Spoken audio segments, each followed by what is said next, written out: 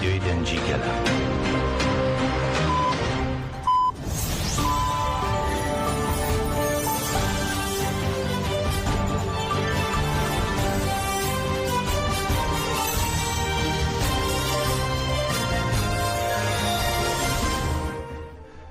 سڵاوتان لێبێ بیسەرانی بەڕێز جارێکی تر هاتینەوە خزمەتتان بۆ گەشتێکی دیکەی هەواڵەکانی سەعات 10 کاتژمێر 10 لە بڕۆکسلی پایتەختی بەلجیکاوە لەگەڵتاندا دەبین.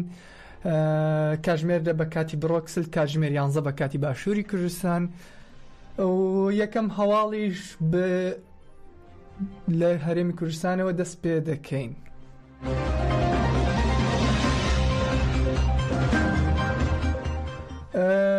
قوبات تاڵبانی جێگری سەرۆکی حکوومەتی ماوە بەسەر چوو دوێنێ ڕایگەیاند ئەوانجە خت دەکەنەوە لەسەر پێویستی پابەندبوونی هەرێم و حکوومەتی ناوەندی بە جێبەجێکردنی ڕێکەوتنی نێوان هەردوولا بۆ چارەسەرکردنی کێشەی موچە و هەناردەکردنەوەی نەوتی هەرێم.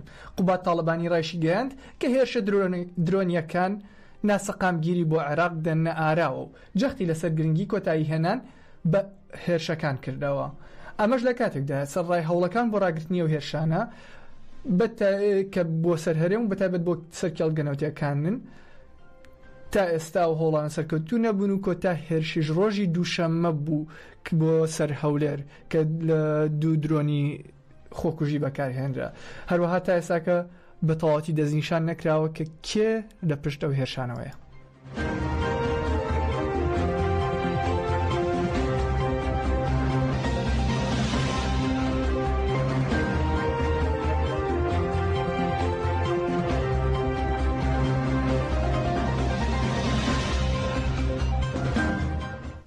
هەر لە باشووری کوردستان و عێراق دەمێنینەوە و محەممەد شیع سوودانی سەرۆکوەزیرانی عێراق لەبارەی بوونی سوپای تورک لە خاکی عێراق و هەرێمی کوردستان لە چاوپێکەوتنێکدا لەگەڵ ئاژانسی ئەسۆشیێت پرێس ڕایگەیاند داوا دەکەم سوپای تورکیا لە خاکی عێراق و هەرێمی کوردستان بڕواتە دەرەوە. هەروەها ئاماژی بەوەشدا لە ئێستادا لەگەڵ تورکیا پەیوەندی استراتیژی و ئامانجی هاوبەشیان هەیە و پرۆژەی وەبەرهێنان و ئابووریان هەیە و دەیانەوێت برەو بە پەیوەندیەکانیان بدەن. ئەمە لە کاتێکدا دەوڵەتی تورک بەردەوامە لە هێرشەکانیان سەر ڕای ئەوەی کە پارتی کرێکارانی کوردستان پەکەکە خۆی هەڵۆشاندوێتەوە.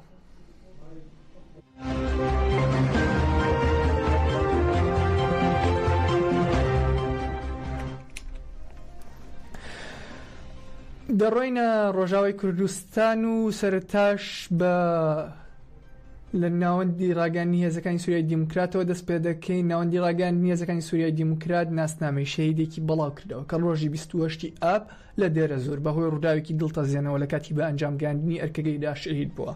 قەسەد ڕایگەیاند هاوڕێمان شەهید عەبدولڕەزاق عەلی سەرکان ناسراو بە شەڕڤان لەوەند ڕۆڵەی حەسەکە لە کاتی ڕاپەڕاندنی ئەرکەکەیدا لە دێرە زۆر شەهید بووە. هەسەدە سەرخۆشی خۆی ئاراستی بنەماڵی شەهید و گەلی وڵات پارێز کرد و بەڵێنی بەردەوامیدان بە ڕێبازی شەهیدانیان دووپات کردەوە.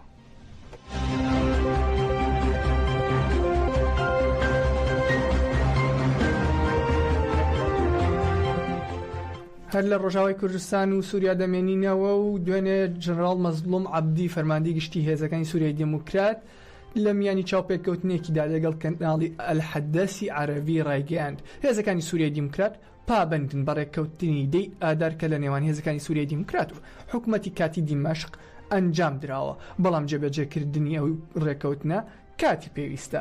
هەروەها ڕایشی گەیان سووریا ئامادەیە کە داخوازیەکانی کورد لە ڕووی زمان و مافە کەلتوریەکانەوە جێبەجێ بکات.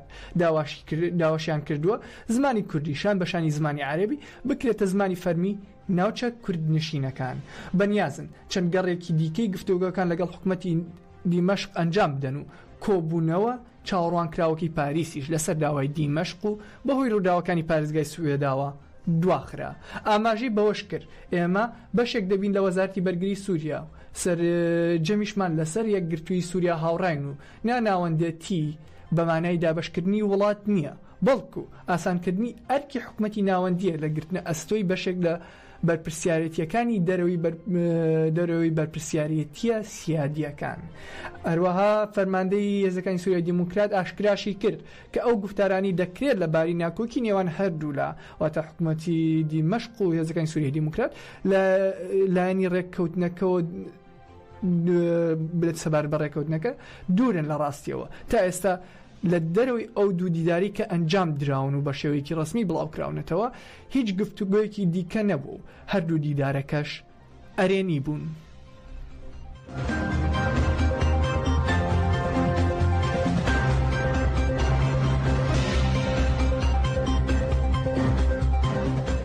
هەر لەبارەی ئەو دیدارەی ژەنەڕاڵ مەزلوم عەبدیەوە تۆم باراک نەردی تایبەتی ئەمریکا بۆ سووریا لێدوانێکیدا و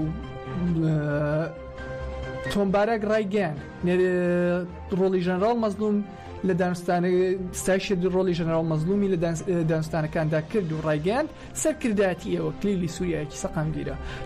تۆماس باراک نەردی تایبەتی ئەمریکا لە سووریا ڕایگەیان سەرکردایەتی ئێوە بۆ ژەنەڕاڵ مەزلوم سەرکردایەتی ئێوە کۆشە بەردەوامەکانی قەسە دەشان بەشانی پابەندبوونی پتەوی حکوومەتی سووریا کلیلی دامەزراندنی سووریایەکی سەقامگیرە لەسەر بنەمای یەک سوپا یەک حکوومەت و یەک دەوڵەت ئاماژەی بەوەش کردووە.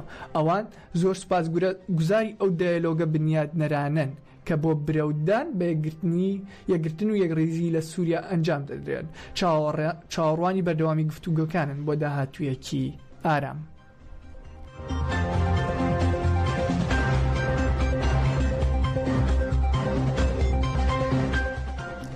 هەر لە ڕۆژاوی کوردستان و سووریا دەمێنینەوە ئەمجارە دڕۆینە لە ئەنجومەنی سووریای دیموکرات.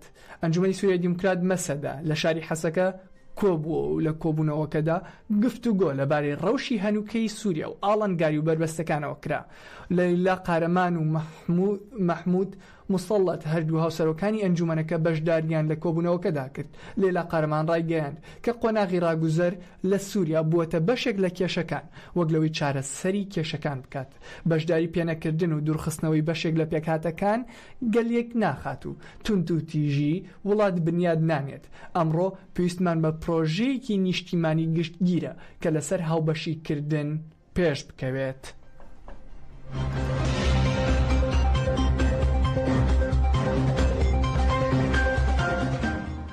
لە ڕۆژاوای کوردستانەوە دەڕۆینە باکووری کوردستان و لەوێش لە شاری ئیدر ژنان لەسەر پرۆسی چارەسەری دیموکراتی و ئاشتی گفتوگۆیان کرد. ئەنجومەنی ژنانی ئیدری پارتی یەکسانی دیموکراسی گەلان دەم پارتی بۆ بنیادنانی ئاشتی و کۆمەڵگەی دیموکراتیک کۆبوونەوەی ژنانیان ئەنجامدا. کۆبوونەوەکە لە ناوەندی شاری ئیدر ئەنجامدرا سەرەتا دیمەنی ڕاگەیاندراوەکەی ڕێبەر ئاپۆ کە لە نۆی تەمموز لە ئینراڵیەوە بڵاو کرایەوە پێشکەش کرا. لە چالاکیەکەدا وتەبێژی ئەنجومەنی ژنانی دەم پارتی خالیدە تورکۆغڵو بەشداری کرد و ڕایگەیاند لە دژی ئەو کەسانی دەیانەوێت بە سیاسەتەکانی نکۆڵیکردن و لە ناوبردن ژیانمان لە ناوبەرن ژیانێکی یەکسان و ئازاد بنیاد دەنێین.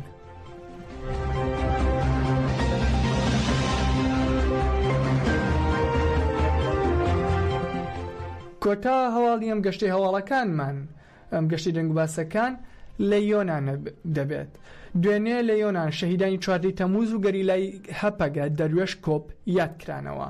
دوێنێ لە مەراسیمێکی بەشکۆدا لە شاری ئەسینای پایتەختی وڵاتی یۆنان بە پێشەنگایەتی ناوەندی کللتوری کورد بۆ شەهیدانی بەخودانی ڕۆژووی مردنی مەزنی 14 تەمموز و گەریلای هەپەگە جیهان ئیمراک ناسراو بە دەروێش کۆپ کە 4 ئابی 2017 لە هەرێمەکانی پاراستنی مەدیا شەهید بوو چالاکی یادکردنەوە ئەنجامدرا. چالاکیەکە بە بەشداری کوردستانیان لە ئەسینە و لە لاڤریۆن و بەڕێوەبەرانی ناوەندی کللتوری کورد ئەنجامدرا. چالاکیەکە بە خولەکێ گۆستان بۆ یادی شەهیدان دەستی پێکرد کە سوکاری شەهید دەروێش کۆپ لە مەراسیمەکەدا ئامادە بوون.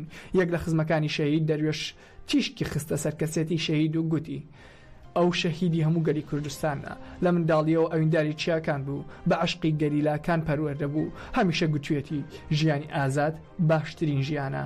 شەهیدانی 14 تەمموز هەردەم پێشەنگمان بوون تاوەکو ئاگری ئازادی بکەینەوە شەهید نامرن.